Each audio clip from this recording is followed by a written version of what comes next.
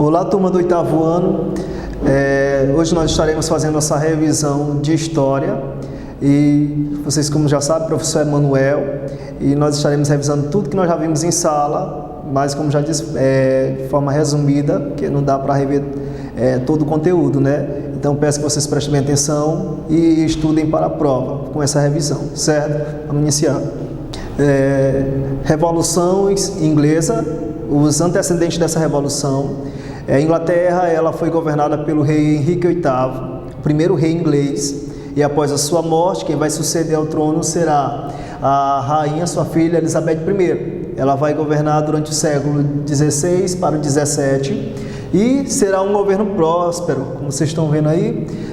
Tem uma imagem simbolizando a rainha Elizabeth I. Ela vai ser um governo próspero no comércio, ela vai dar liberdade religiosa para os cidadãos ingleses. E não só isso, além dela ser anglicana, ela vai dar liberdade para todos os demais grupos, sem perseguição. Mesmo sendo uma rainha absolutista, ela vai ser amada pelo povo. Só que o governo dela vai durar até 1603, ela morre, e quem vai assumir o trono? Ela não deixou nenhum herdeiro sequer. Ninguém que viesse a herdar o trono. Então, o parente mais próximo dela, que seria o rei Jaime, lá da Escócia, e Jaime iria governar também a Inglaterra. Ele assume o trono inglês, passa a governar a Escócia e a Inglaterra.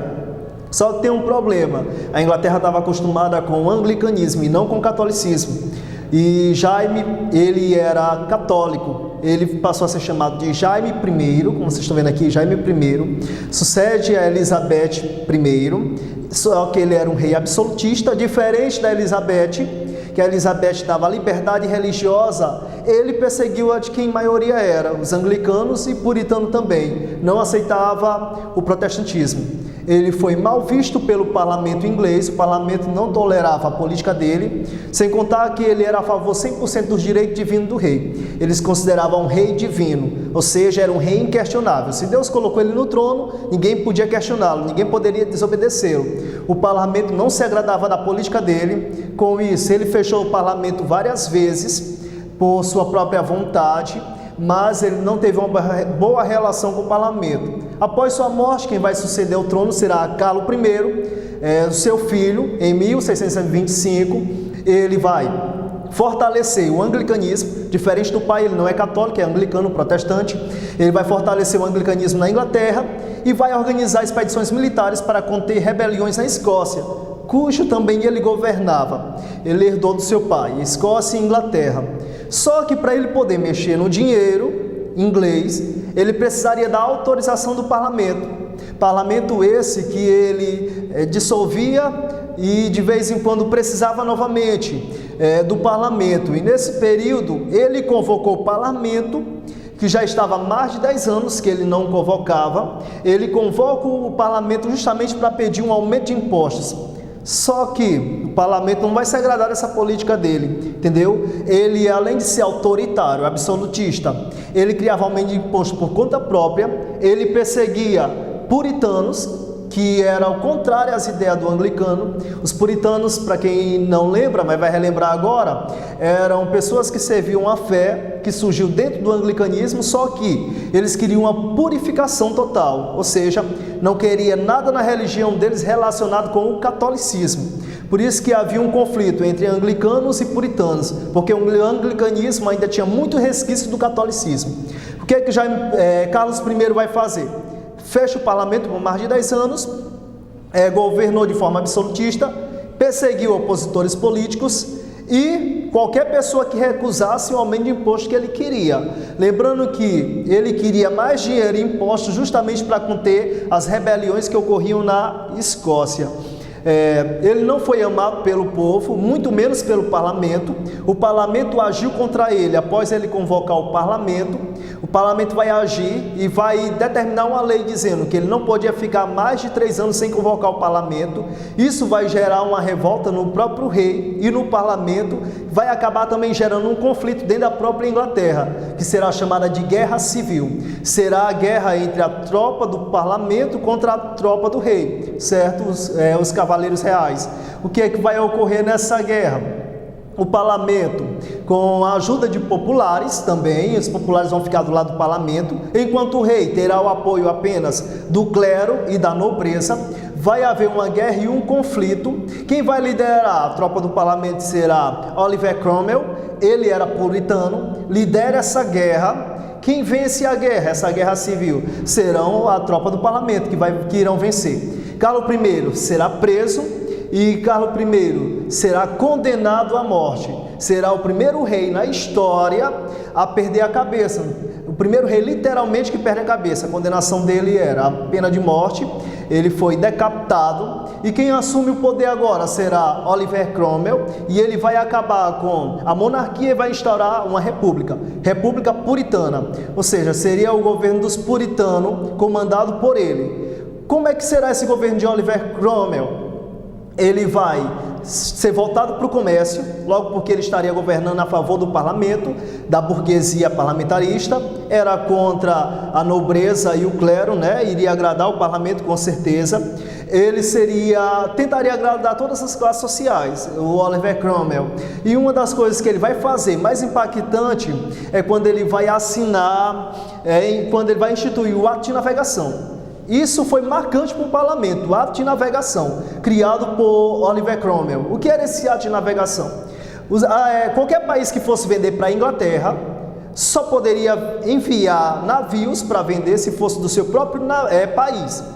Se, por exemplo, a Espanha quisesse vender algum produto para a Inglaterra, os navios que deveriam ir vender tinham que ser da própria Espanha. Se, por exemplo, Portugal fosse vender produtos espanhóis na Inglaterra, não era aceito, através deste ato que foi instituído por ele, o ato de navegação. Ou o navio tinha que ser da própria nação que ia vender o produto, ou o navio tinha que ser da própria Inglaterra. A própria Inglaterra tinha que ir lá no país trazer os produtos para a Inglaterra. Este ato ajudou bastante a economia inglesa no período, tornando ela uma grande potência financeira, acumulando capitais. Isso gerou acúmulo de capitais para os ingleses, favorecendo a sua economia. Só que, como todos os governos não duram para sempre, o Oliver Cromwell, ele morre. Quem é que vai assumir esse governo? Será o seu filho. O seu filho Richard irá assumir o governo, perdão. Só que tem um problema. Richard não vai conseguir agradar a todos como seu pai. O parlamento também não vai se agradar com Richard, vai tirar ele do poder e vai trazer de volta a monarquia. Monarquia esta vai trazer de volta a dinastia Stuart. Os Stuart era governado por Carlos I, sua família. Novamente vão procurar o parente próximo de Carlos I e vai colocar ele no trono. E quem é que vai assumir o trono novamente com a restauração da monarquia? Será o Carlos II. Ele vai assumir o trono britânico. Só que o que o parlamento não esperava é que ele ia querer trazer de volta o absolutismo. E é isso que ele vai tentar trazer de volta o absolutismo. Vai diminuir o poder do parlamento e vai tentar governar de forma absolutista. Só que o governo dele vai chegar ao fim e que vai suceder ele será Jaime II, o sucessor dele, que vai assumir o trono, vai restituir o catolicismo e o absolutismo. Só que o parlamento não queria mais absolutismo na Inglaterra. O parlamento era a burguesia, não estava mais a favor do rei querer mandar em tudo e controlar todos. Ele queria limite para o rei e já estavam acostumados com isso. Com isso, o parlamento não vai aceitar o retorno do absolutismo e vai criar a Revolução Gloriosa. Vai acontecer uma revolução na Inglaterra, dessa vez gloriosa. Por que é gloriosa? Não vai ter guerra. Simplesmente quando o rei percebesse, o Jaime II percebesse que o parlamento vinha com a sua tropa contra ele, ele não ia esperar, porque ele sabia o que havia acontecido com Carlos I, perdeu a cabeça. O que ele vai fazer? Vai fugir. E agora, o trono inglês não vai ter mais rei. Será assim? Não. O parlamento vai vencer essa guerra, por isso que o nome é gloriosa, Revolução Gloriosa, porque não houve derramamento de sangue, não houve guerra. Quem é que vai assumir agora o trono? O parlamento vai chamar o parente mais próximo dele, né, do Jaime II, para assumir o trono, será Guilherme de Orange. Ele assume o trono em 1689 e vai ser forçado a assinar um documento chamado de Declaração de Direitos, no inglês, Bill of Rights, Declaração de Direito. Nessa declaração, o rei perderia todos os seus poderes de governo e político e passaria para um primeiro-ministro. quem passaria a governar a Inglaterra seria o primeiro-ministro eleito de 4 em 4 anos pelo próprio parlamento, certo? E a partir daqui vai mudar toda a configuração política da Inglaterra. A Inglaterra não terá mais um rei absolutista, o rei não vai ter mais poder político, será apenas simbólico e permanece até o dia de hoje. A monarquia, a rainha, por exemplo, ela não tem poder político. Ela só tem poder, só é simbólico, ali isso é um reino simbólico, uma monarquia simbólica. Quem manda é o primeiro-ministro escolhido pelo parlamento, certo? Isso ocorreu desde esse período, após a Revolução Gloriosa, quando Guilherme de Orange assina a Declaração de Direitos e abre a mão de direito político e coloca na mão do parlamento, e quem governa não é o rei na Inglaterra, quem governa agora é o primeiro-ministro escolhido pelo parlamento. A partir dali mudou toda a estrutura política da Inglaterra. Vimos aí, aqui está o documento da Declaração de Direitos assinado por ele, vocês viram o exemplo. E agora nós vamos para o nosso resumo do outro assunto que nós vimos, o Iluminismo. A época da razão. Iluminismo, movimento filosófico que surgiu ali na Idade Moderna, fim da Idade Moderna praticamente quase.